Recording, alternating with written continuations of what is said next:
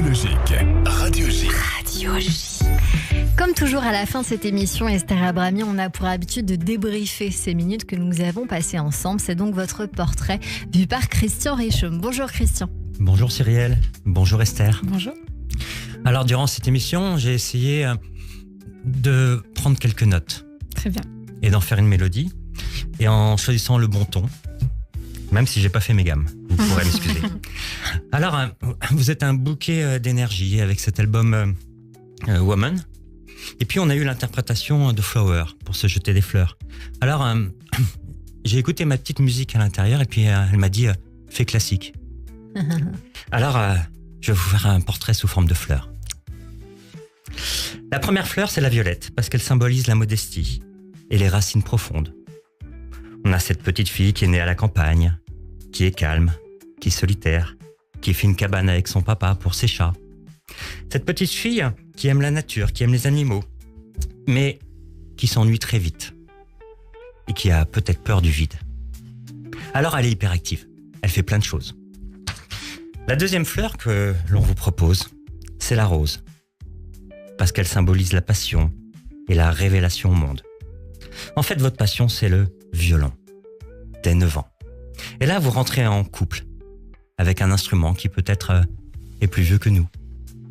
Ça demande beaucoup de sacrifices, ce couple, beaucoup de travail, avec peu de vie sociale. On se lève tôt, on travaille, on se sacrifie, on voyage, on va dans d'autres écoles. Et puis arrive le succès, la révélation de ce travail, ces scènes, ces interprétations, ces albums, et vous innovez. Et en fait, pour être confronté, après très longtemps, au regard des autres. Alors, vous avez aussi d'autres passions, comme l'art, comme l'équitation, la mode, mais votre voix passe à travers le violon. La troisième fleur, c'est le tournesol, parce qu'on est tourné vers la lumière et que ça donne du sens. Parce que grâce à votre instrument, grâce à votre façon de vous exprimer, vous pouvez faire des actes de réparation. Vous pouvez faire de la justice symbolique. Vous pouvez réparer des oublis. Faire que le passé puisse ressortir, être plus juste, sortir des femmes de l'ombre et les mettre à la lumière. Et puis changer. C'est un joli lapsus. Et de changer les codes, que ce soit par le public ou par son code vestimentaire. La dernière fleur que je vous propose, c'est le lys blanc. Parce que ça évoque la pureté et l'hommage. Vous êtes dans la transmission, dans le rôle de passage, du passé vers l'avenir. Si on nous demande une compositrice actuelle, maintenant on peut vous citer.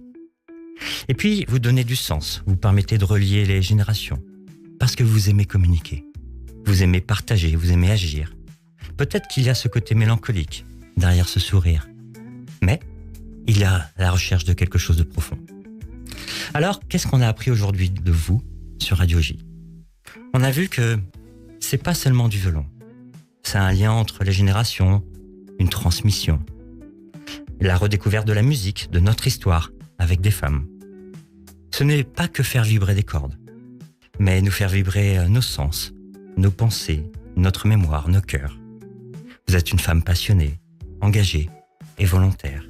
Et puis vous nous offrez un bouquet d'émotions qui ne se fanent pas. Et avec vous, on repart avec l'âme parfumée et une petite musique dans le cœur. Merci beaucoup, Magnifique. Christian Richomme. Très touché. C'est notre psychanalyse que l'on retrouve tous les lundis et tous les jeudis sur Radio J. C'était tout à fait à votre image, je trouve, Esther Abrami. Ouais, squat on. Coups humains. Merci beaucoup, Christian, et on se dit à jeudi, évidemment, sur Radio J. À jeudi. À jeudi.